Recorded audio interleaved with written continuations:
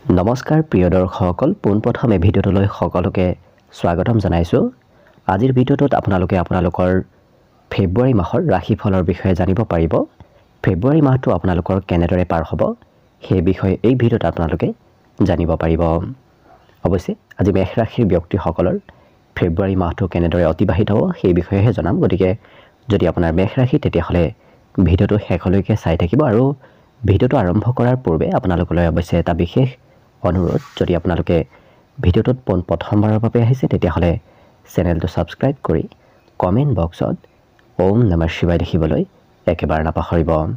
গতিকে আহক মেষ ৰাশিৰ ব্যক্তিসকলৰ ফেব্ৰুৱাৰী মাহটো কেনেদৰে পাৰ হ'ব সেই বিষয়ে জনাওঁ। ফেব্ৰুৱাৰী মাহটোৰ ৰাশিফল অনুসৰি এই ৰাশিৰ ব্যক্তিসকলৰ ফলাফলবোৰ কিছু মিশ্ৰিত ধৰণৰ থাকিব। বিশেষকৈ কেৰিয়াৰৰ ক্ষেত্ৰৰ ফালৰ পৰা এই মাহটো আপোনাৰ বাবে অতি শুভ হ'ব। বিশেষকৈ ব্যৱসায় বাণিজ্য যিসকল ব্যক্তিয়ে কৰে তেওঁলোকৰ বাবে মাহটো অকণমান উত্থান পতনৰ মাজেৰে অতিবাহিত হ'ব। কাৰণ কিছু ব্যৱসায়ত লাভ হ'লে কিছু ব্যৱসায়ত লোকচান হোৱাৰ সম্ভাৱনাও এই মাহত দেখা পোৱা গৈছে। গতিকে অকণমান চাই চিতি লৈ ব্যৱসায় কৰাৰ চেষ্টা কৰিব। অৱশ্যে শিক্ষাৰ্থীসকলৰ বাবে মাহটোৰ আৰম্ভণি সিমান শুভ নহয়, কাৰণ আৰম্ভণি সময়খিনিত উত্থান পতনৰ মাজেৰে শিক্ষা ক্ষেত্ৰত দিনকেইটা অতিবাহিত হ'ব। বিশেষকৈ শনিদেৱৰ দৃষ্টি এই ৰাশিৰ ব্যক্তিসকলৰ পঞ্চম গৃহত থকাৰ বাবে অকণমান শিক্ষাত কিছু মাজে সময়ে বাধা আহিব পাৰে। কিন্তু যদি কষ্ট কৰি শিক্ষাত আগবাঢ়ে, যদি কষ্ট কৰাৰ আপোনাৰ অভ্যাস আছে তেতিয়াহ'লে কিন্তু শিক্ষা ক্ষেত্ৰতো আপুনি নিশ্চয় শুভ ফল লাভ কৰিব পাৰিব। কিন্তু শনিদেৱৰ দৃষ্টিত কিছু কষ্ট থাকে, গতিকে আপুনি যদি কষ্ট কৰাৰ অভ্যাস আছে তেতিয়াহ'লে নিশ্চয় শিক্ষাটো সুফল লাভ কৰিবলৈ সক্ষম হ'ব পাৰিব। লগতে এই মাহটোত পাৰিবাৰিক ক্ষেত্ৰৰ ফালৰ পৰা মোটামুটি ঠিকেই থাকিব, কাৰণ দশম গৃহত আপোনাৰ সূৰ্য আৰু বুধ একেলগে স্থিতি হ'ব। আৰু সূৰ্য বুধৰ দৃষ্টি আপোনাৰ চতুৰ্থ গৃহত যেতিয়া পৰিব, সেই দৃষ্টি আপোনাৰ পাৰিবাৰিক জীৱনত সুখময় পৰিৱেশ এটা গঢ়ি তুলিব, যাৰ বাবে পাৰিবাৰিক ক্ষেত্ৰত বিশেষকৈ ধন টকা পইচাৰতো এই শুভ সংযোগে আপোনাৰ কিছু বৃদ্ধি কৰিব। গতিকে এই মাহটো আপোনাৰ বাবে পাৰিবাৰিক ক্ষেত্ৰৰ ফালৰ পৰা অতি উত্তমভাৱে পাৰ হ'ব। আৰু একেদৰে মেষ ৰাশিৰ ব্যক্তিসকলৰ প্ৰেম সম্পৰ্কৰ ক্ষেত্ৰৰ ফালৰ পৰা লক্ষ্য কৰিলে মাহটোৰ আৰম্ভণি কিছু দুৰ্বল দেখা পোৱা গৈছে। প্ৰেমত অকণমান মাহটোৰ আৰম্ভণি কিছু মধ্যম হ'ব।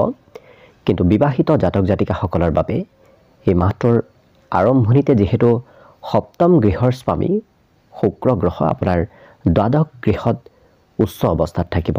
অৱশ্যে শুক্ৰ গ্ৰহ দ্বাদশত স্থিতি হোৱাৰ বাবে আপোনাৰ এই মাহটোত বিভিন্ন প্ৰকাৰৰ লাভ শুক্ৰ গ্ৰহই দিয়া দেখা যাব। গতিকে আৰ্থিক স্থিতি শুক্ৰ গ্ৰহৰ বাবে আপোনাৰ সবল হ'ব।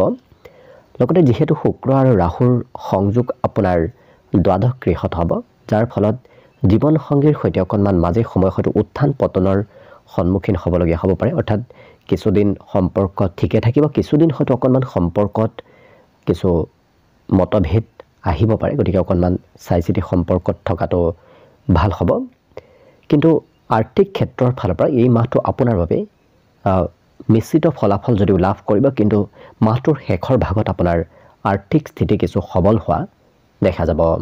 অৱশ্যে স্বাস্থ্যৰ ক্ষেত্ৰৰ ফালৰ পৰা এইটো মাহ আপোনাৰ বাবে অকণমান মধ্যম, কাৰণ গোটেই মাহটো ষষ্ঠ গৃহত যিহেতু কেতু স্থিতি হৈ থাকিব, যাৰ বাবে স্বাস্থ্য মাজে সময়ে হয়তো অকণমান দুৰ্বল হ'ব পাৰে। হয়তো বৰ বিশেষ ডাঙৰ কোনো প্ৰব্লেম নাহে, কিন্তু আপুনি হয়তো স্বাস্থ্যত অকণমান দুৰ্বলতা অনুভৱ কৰিব পাৰে। গতিকে অকণমান স্বাস্থ্যৰ যত্ন ৰাখিব। বাকী অৱশ্যে আপোনাৰ অন্য দিশৰ ফালৰ পৰা এই ফেব্ৰুৱাৰী মাহটো শুভ আৰু মংগলময়ভাৱে পাৰ হ'ব। বিশেষকৈ পাৰিলে আপুনি বুধবাৰে সন্ধিয়া সময়ত ক'লা তিল কাৰোবাক দান কৰাৰ চেষ্টা কৰক। তেনে কৰিলে বিশেষকৈ দুখীয়া দৰিদ্ৰ ব্যক্তিক নতুবা ভিক্ষাৰী নতুবা তেনেধৰণৰ ব্যক্তিক যদি আপুনি ক'লা তিল দান কৰে বুধবাৰৰ দিনা সন্ধিয়া সময়ত, তেতিয়া দেখিব আপোনাৰ যি চলি থকা অশুভ প্ৰভাৱ, সেই অশুভ প্ৰভাৱসমূহৰ পৰা যথেষ্ট পৰিমাণে পৰিত্ৰাণ লাভ কৰিব পাৰিব। গতিকে আশা কৰিছোঁ আপোনাৰ ফেব্ৰুৱাৰী মাহটো যেন শুভ আৰু মংগলময়ভাৱে পাৰ হওক,